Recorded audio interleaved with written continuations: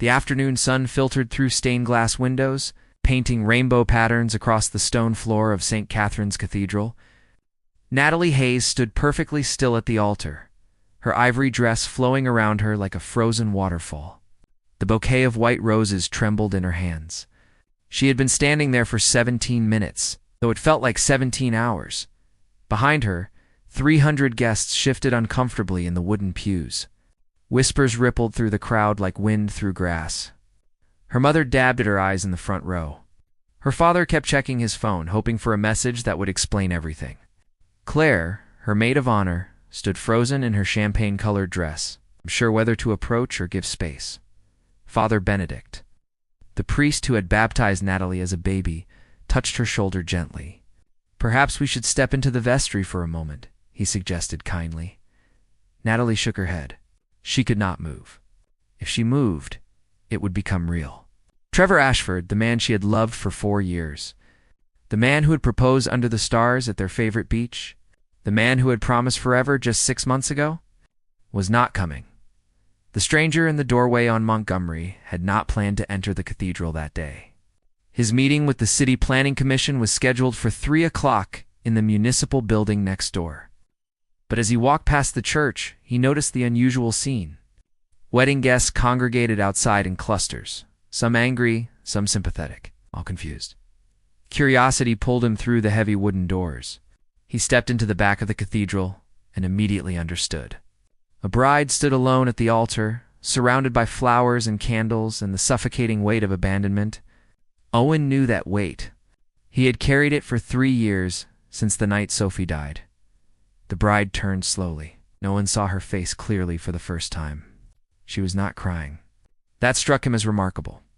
Her expression held something far more profound than tears could convey.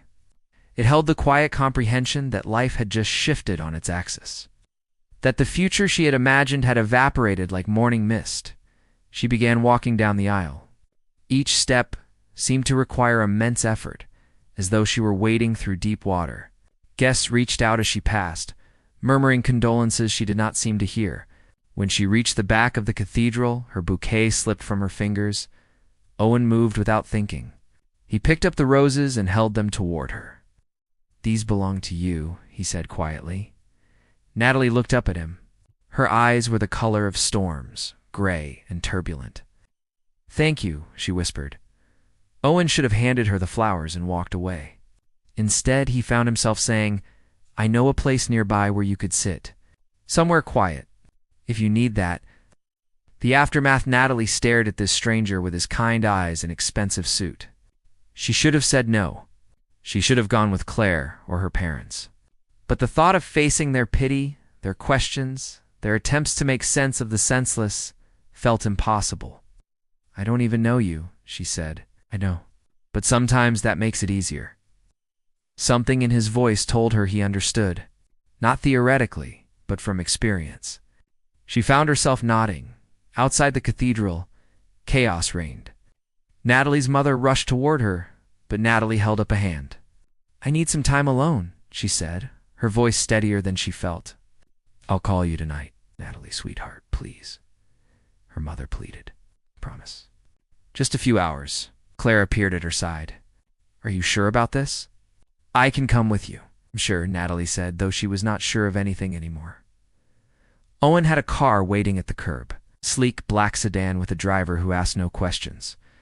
They rode in silence through the downtown streets. Natalie watched the city pass by the window. Couples walked hand in hand. Children chased pigeons in the park.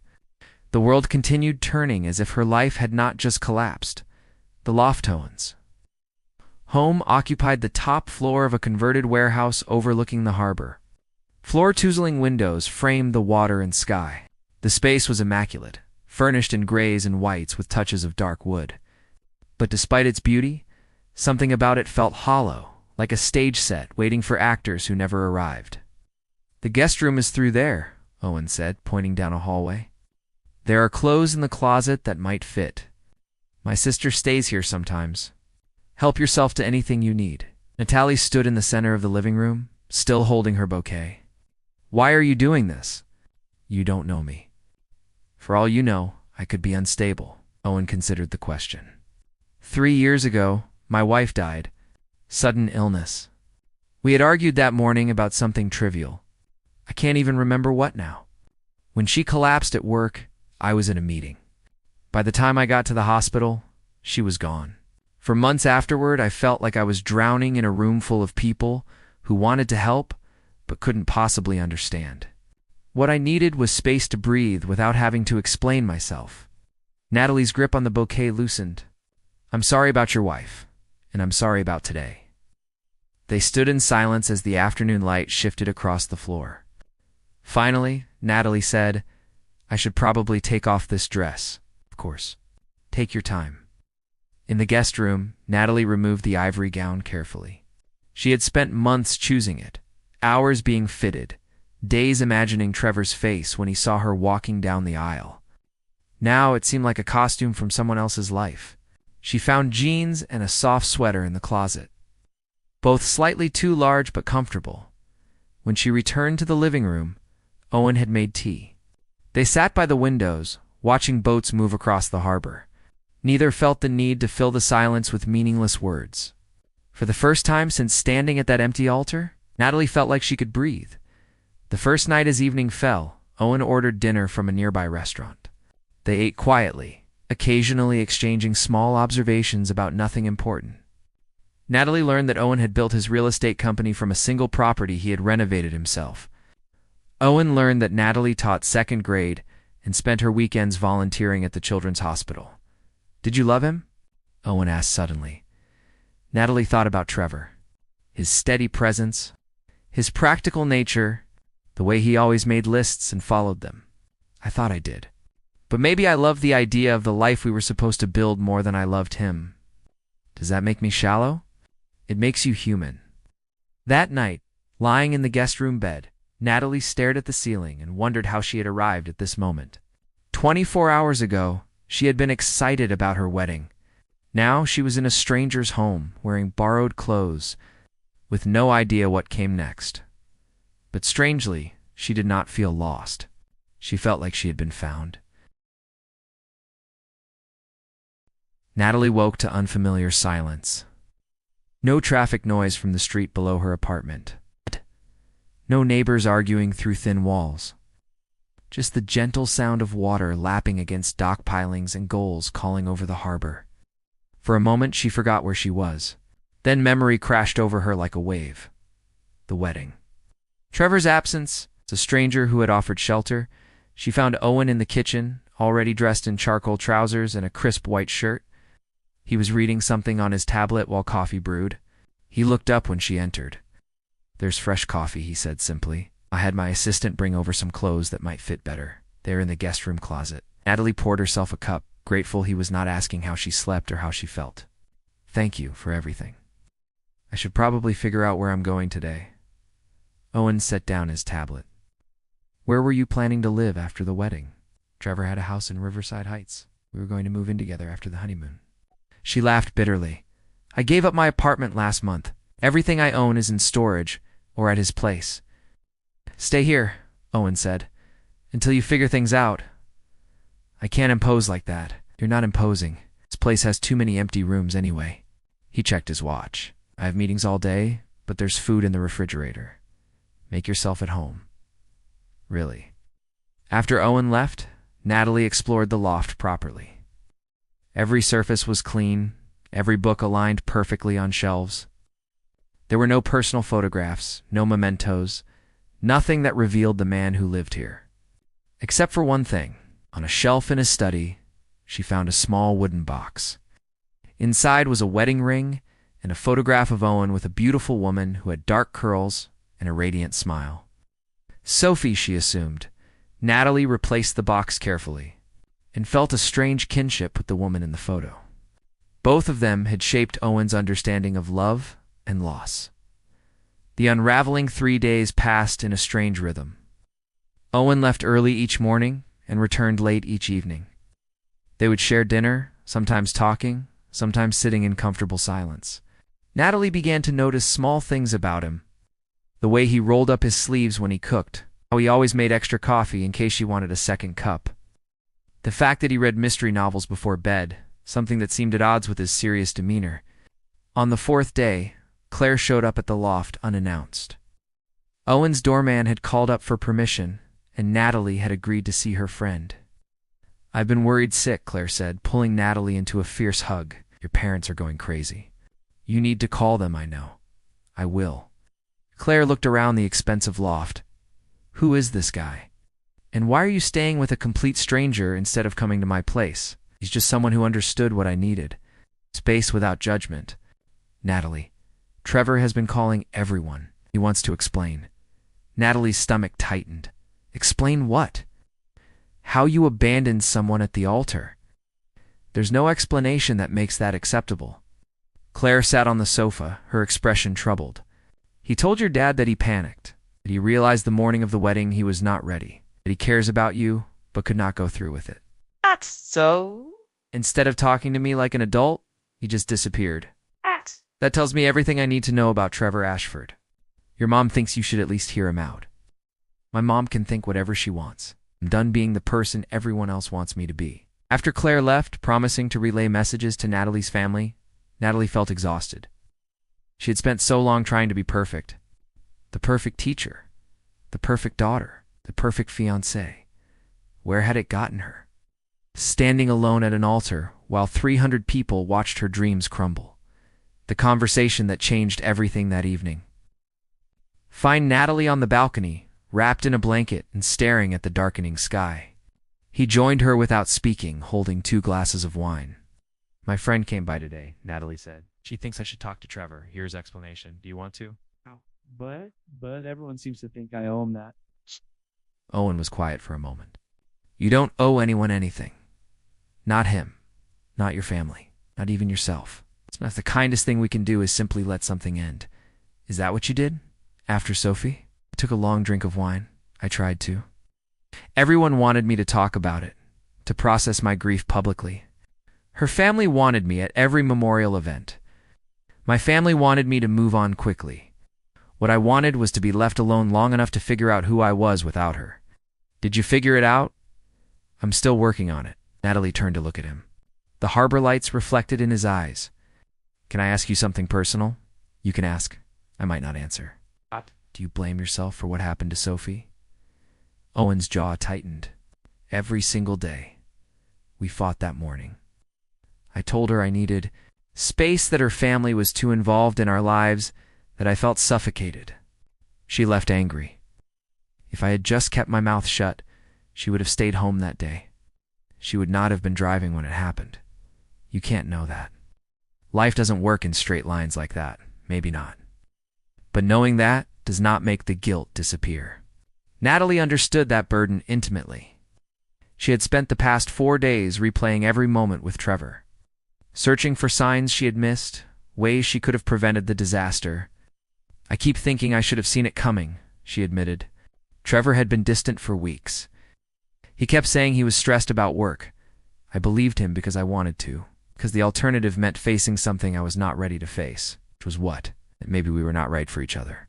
That I had been trying so hard to build the life I thought I should want, that I never stopped to ask if it was the life I actually wanted. The mother's visit in the 6th day. Owen's mother arrived unannounced. Margaret Montgomery was elegant and sharpened, dressed in a tailored navy suit that probably cost more than Natalie made in a month. She looked at Natalie with undisguised curiosity. "You're the woman my son has been hiding," Margaret said, though her tone was more interested than judgmental. "Mother, this is Natalie Hayes. She's staying here temporarily while she sorts some things out." "Natalie, this is my mother, Margaret." "Temporarily," Margaret repeated, settling onto the sofa as if she owned the place. When he commits to something, he sees it through, even when perhaps he should not, Mother Owen warned. "What?" "I'm simply making conversation." She turned to Natalie. "Did he tell you about Sophie? He mentioned her." "Yes." "Did he mention that she was ill long before the day she collapsed? That she had been hiding symptoms for months because she did not want to worry him?" Owen's expression went cold. "That's enough." "Is it?" "Because you've been carrying guilt for 3 years over something you could not have prevented. Sophie made her own choices. You're allowed to make yours too." The tension in the room was thick enough to cut, Natalie stood. I should give you to some privacy. Please don't leave on my account, Margaret said. I actually came to invite you both to dinner next week. It's been too long since Owen brought anyone around. And I'm curious about the woman who has him making extra coffee in the mornings. After Margaret left, Owen poured himself a drink and stood at the windows. I apologize for her. She has no sense of boundaries. She cares about you. That's not a crime. She wants me to move on, to find someone new and start over like Sophie never existed. Is that what you think I'm doing here? Helping you move on? Owen turned to look at her. I don't know what you're doing here, but I'm glad you are. The honesty in his voice made Natalie's chest tighten. She crossed the room and stood beside him. Your mother was right about one thing. Sophie made her own choices. You're not responsible for them. And Trevor made his choice too. You're not responsible for his cowardice. They stood side by side, two people shaped by abandonment and loss, finding unexpected understanding in each other's company. Outside, the city lights twinkled like fallen stars. Inside, something fragile and new was beginning to take root. The turning point that night, Natalie could not sleep. She found Owen in his study, working on blueprints for a new development project. He looked up when she appeared in the doorway. Can't sleep? He asked. Too many thoughts. She sat in the chair across from his desk. Tell me about your work. What are you building? Owen's face transformed when he talked about architecture.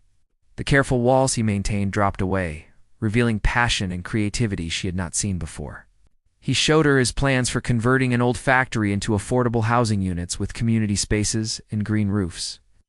Most developers just want maximum profit, he explained. But buildings should serve the people who live in them. They should create community, not just shelter. You really care about this? It's the only thing I've cared about since Sophie died. Maybe that makes me pathetic. It makes you human. We all need something to hold on to. Natalie. What do you hold on to, Natalie? She thought about her second-grade classroom. The way her students' faces lit up when they finally understood a difficult concept. The thank you notes from parents whose children she had helped. I hold on to the belief that small moments of connection matter, that teaching one child to read might change their entire life trajectory. It sounds naive when I say it out loud. It sounds beautiful. Their eyes met across the desk. Something shifted in that moment, something neither of them was quite ready to name. Owen looked away first. It's late, he said. We should both try to get some sleep. But as Natalie walked back to the guest room, she knew sleep would not come easily.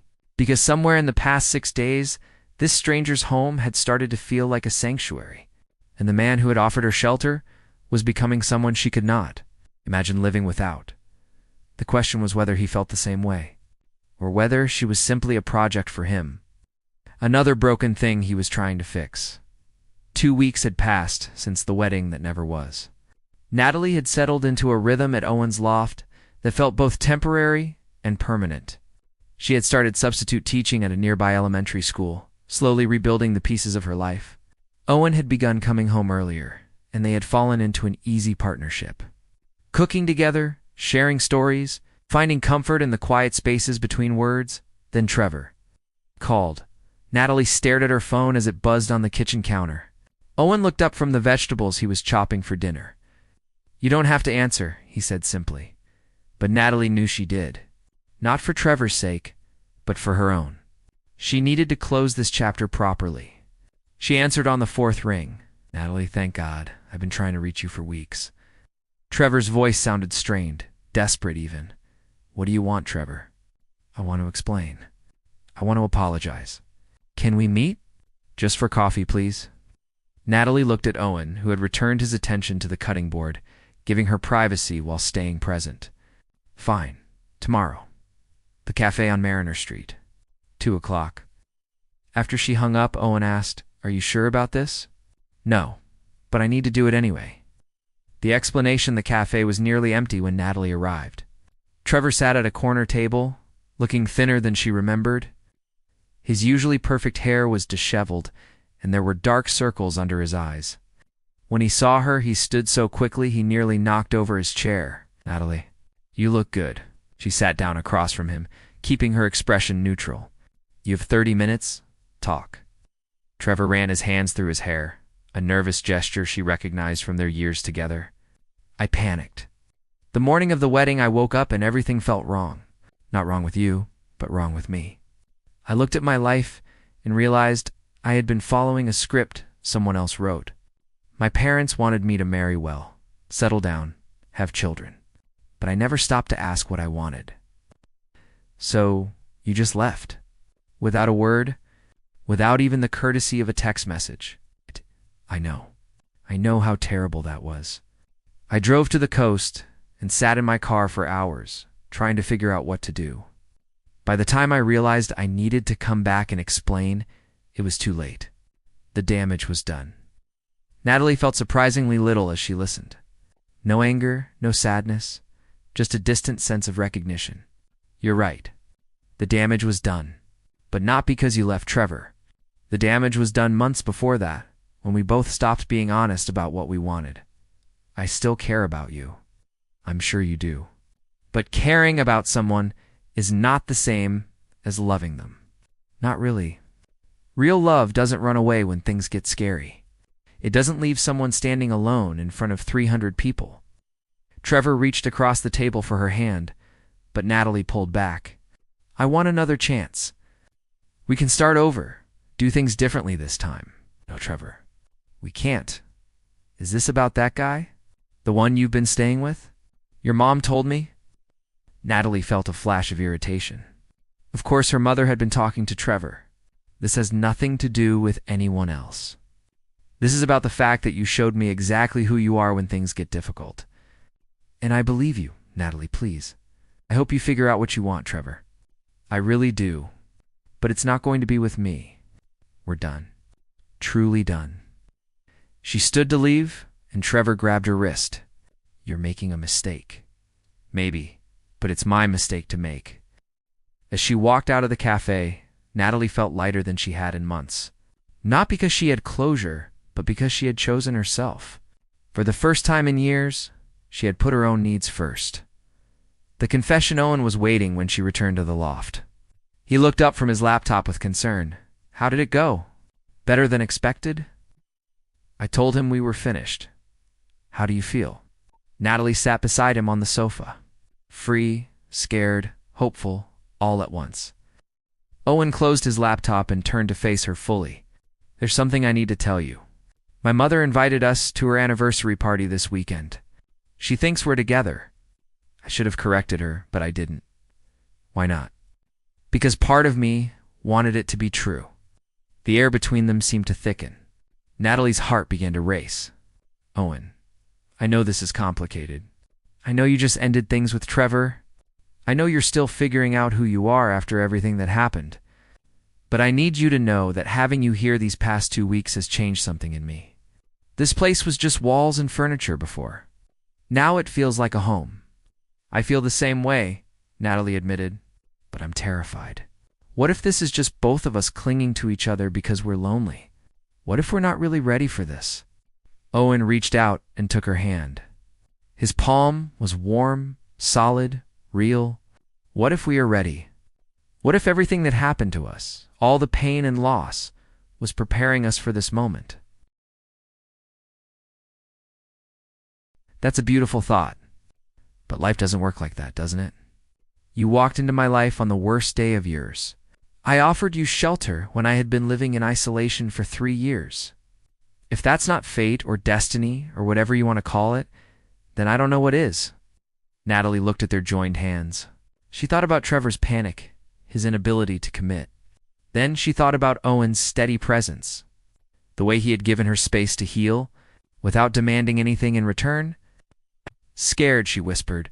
So am I, but I'd rather be scared. With you, than safe alone. The anniversary. Party Margaret's anniversary celebration was held at an elegant estate overlooking the bay. Crystal chandeliers sparkled above tables dressed in white linen and gold accents. Guests mingled in designer clothes, sipping champagne and discussing business deals and vacation homes. Natalie felt out of place in her borrowed dress. But Owen's hand on the small of her back steadied her. He introduced her to colleagues and family members with quiet pride. Not as his houseguest or his friend, but simply as Natalie. As if her presence needed no further explanation, Margaret found them during dinner. "You two look happy together. It's been a long time since I've seen Owen smile like that, Mother." "Please don't make this into something it's not," Owen said, but his tone lacked conviction. "I'm not making it into anything. I'm simply observing what everyone else can see. You've come back to life, Owen. Don't be afraid of that." Later, as they danced to a slow song, Natalie rested her head against Owen's chest. She could hear his heartbeat, steady and strong. "Your mother is very direct," she said. "Means well. In her own terrifying way, she's right, though. You do seem different than when we first met. Lighter, somehow." Owen pulled back slightly to look at her. "You did that. You reminded me that life doesn't end just because someone leaves. It just changes direction." The song ended, but they continued swaying together. Around them, other couples drifted apart and new songs began. But Owen and Natalie remained locked in their own rhythm. The choice that night. Back at the loft, they stood on the balcony watching the harbor lights dance on dark water. The air was cool, filled with salt and possibility. "I got a job offer today," Natalie said suddenly. "A full-time teaching position at Riverside Elementary. It's a good school with a strong support system for teachers." "That's wonderful. You should take it." "The thing is, it would mean staying in the city, finding my own place, building a real life here instead of just existing in limbo." Owen turned to look at her. "Is that what you want? To stay?" "I don't know. A month ago, I thought I wanted a house in the suburbs with a white picket fence and 2.5 children. Now I'm not sure what I want, except what? Except I know I don't want to leave you." The words hung in the air between them, fragile and fierce. Owen reached up and cupped her face in his hands. "Then don't. Stay here. Not as my guest or my project or my way of dealing with grief. Stay as my partner. Stay because this thing between us, whatever it is, deserves a chance.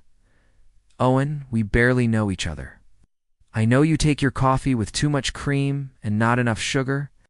I know you hum when you're concentrating. I know you cry during commercials about animals, but stay stoic during actual sad movies. I know you're the bravest person I've ever met because you walked away from everything familiar and started over. What else do I need to know?" Natalie laughed through sudden tears. "That I'm falling in love with you, and it terrifies me." "Good. Because I'm already in love with you, and it terrifies me too." He kissed her then, soft and tentative at first, then deeper as years of loneliness and loss dissolved between them. When they finally pulled apart, both were breathless. "So what now?" Natalie asked. "Now we figure it out together. No scripts, no expectations. Just us, taking it one day at a time.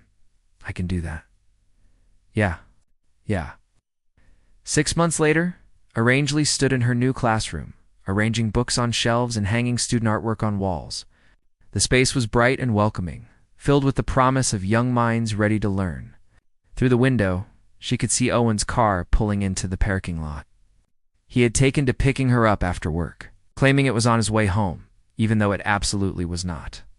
Her phone buzzed with a text from Claire. "Dinner this weekend? Want to hear all about the new guy you're so happy with?" Natalie smiled. She had reconnected with her friends and family over the past months, slowly rebuilding the relationships that had fractured after the wedding disaster. Her mother had eventually accepted that Trevor was not coming back and that Owen was not just a rebound. Her father had actually grown to like Owen after several long conversations. About architecture and city planning, Trevor had moved to another city. She heard through mutual friends that he was seeing a therapist and working on himself. She hoped he found what he was looking for. As for Sophie, Owen still kept her photograph in his study. But now there were other photos too. Pictures of Owen and Natalie at the beach, at Margaret's birthday party, cooking together in the kitchen. The past had not been erased. It had simply made room for the future. Owen appeared in her classroom doorway, holding 2 cups of coffee. "Ready to go home?" Home, the word still sent a thrill through her. Not because of the expensive loft or the harbor views, but because home was wherever Owen was. "Ready," she said. As they walked to the car, hand in hand, Natalie thought about that terrible day at the cathedral. How she had stood alone at the altar, watching her carefully planned life crumble. At the time, it had felt like an ending. Now she understood it had been a beginning. Sometimes the worst thing that happens to you turns out to be the best thing that ever could have happened. Sometimes getting left behind is actually the universe pushing you forward. And sometimes the person you least expect walks into your life at exactly the moment you need them most. Owen opened the car door for her, and as she slipped inside, he leaned down and kissed her forehead. "I love you," he said simply. "I love you too." They drove home through the evening traffic, talking about their days and making plans for dinner. Normal, everyday moments that felt like miracles because they had both learned how precious ordinary happiness could be. Behind them, city lights began to glow against the darkening sky. Ahead of them, the road stretched out full of possibility. And between them, a love that had been born from heartbreak and built on understanding, honesty, and the courage to try again. This was not the life Natalie had planned. It was infinitely better,